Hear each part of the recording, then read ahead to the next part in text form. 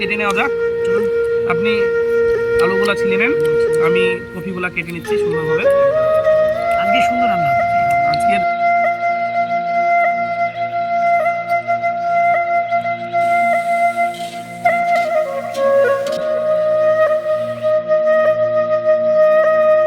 কিছুক্ষণ পরে